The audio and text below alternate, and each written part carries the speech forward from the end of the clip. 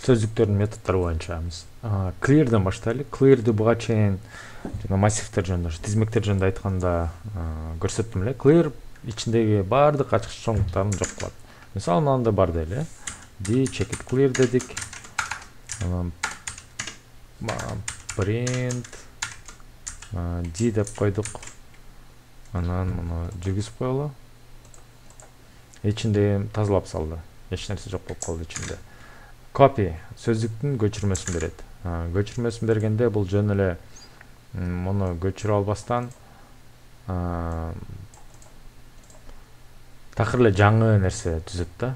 Аны айтып аткан себебим, эгерде сиз могу D дегенди түзүш үчүн D2 деген мында алсаңыз болот. D2 copy кылсаңыз, могу D-ни өзгөртсөңүз, D2 өзгөрбөйт деген сөз да. Ошон үчүн такыр эле жаңы нерсе түзөт деген сөз ошол да. From keys дейт. Ачкычтарды беребиз. Белгилеген ачкычтарды камтыган сөздүк түзөт дейт. Азыр бул катуу ойлонуп калды, күтө туралы бир аз. Мисалы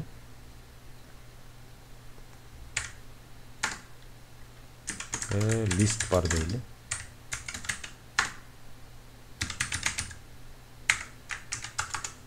Анан new dictionary бар дейли. Анан айтабыз.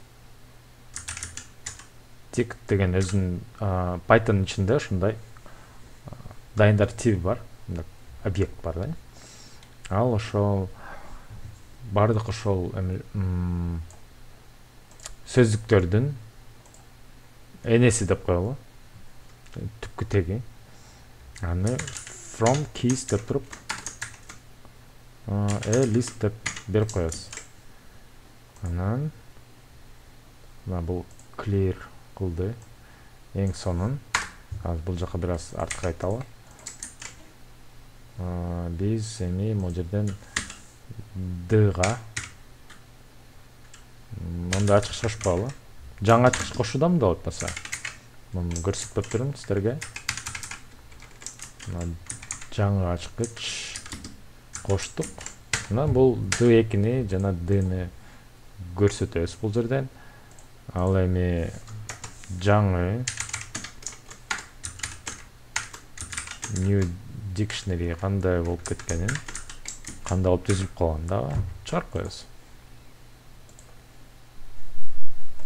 Ошондо мында атат. A1 1 2 4 3 бул D2-ни көчүрүп койдук. Көчүрүп калды. D болсо жанында мына A 243 мына сыяктуу эле. Ошондой эле жаңы ачкыч пайда болуп калды. Бирок биз мына D-га өзгөртүү киргизгенде D2 эч кандай өзгөргөн жок. Көрдүңүзбү? Биз экөөнү бир убакта чыгарып атабыз. Өзгөрүүлөр бир гана D-ге тиешелүү алды, D2-ге тиешелүү болгон жок. Аны айткан себебим, мына копия кылганда бул жөн эле үстүртөн көчүрүп түпкү тамырын үстүртөн көчүрүп койбостон түпкү тамырынан бери көчүрүп жаңы сөздүк түзөт. Ал эми эгерде жаңы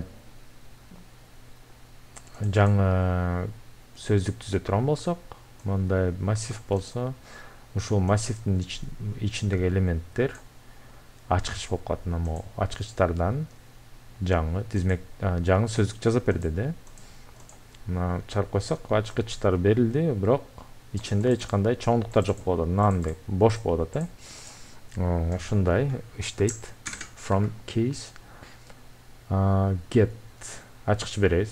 Табылбаса ушуну көрсөт дегенди берет экенбиз. Бул абдан жакшы да. Азыр мен сиздерге мындай мисал келтирип берейин. Айтабыз B деген болсун дейли. Аны айтабыз да D сенден мондай B дегенди алабыз дейт. Ачкыч менен мындай алабыз да.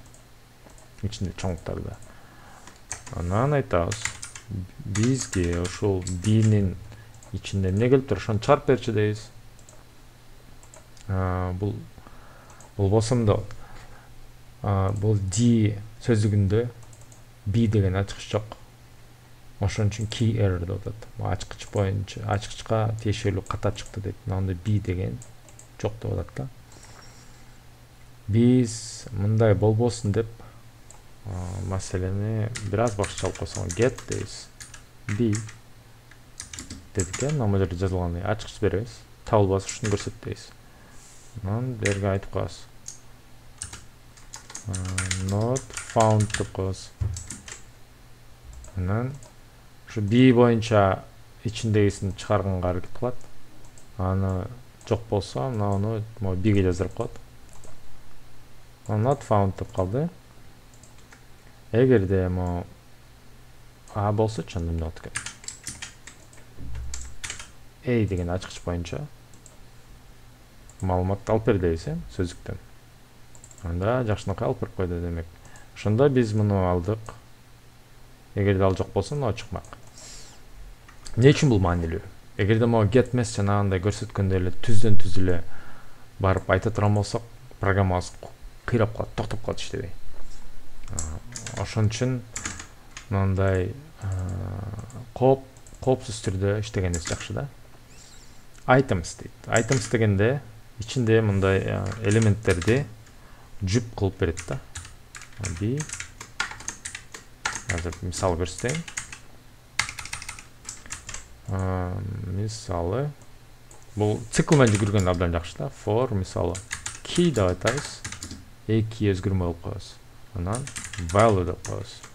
In D анан items унутпайбыз. Сөзсүз түрдө items жазабыз. Items. Ошондо биз key дегенди алабыз. Return value дегенди алабыз. Анан кандай бир манипуляциялар, аларга да кандай бир амалдарды аткарсак болот. Абдан маанилүү. Бул азырынча мындай жөнөкөй эле көрүнүп атса керек, бирок кийин байкасаңыздар болот.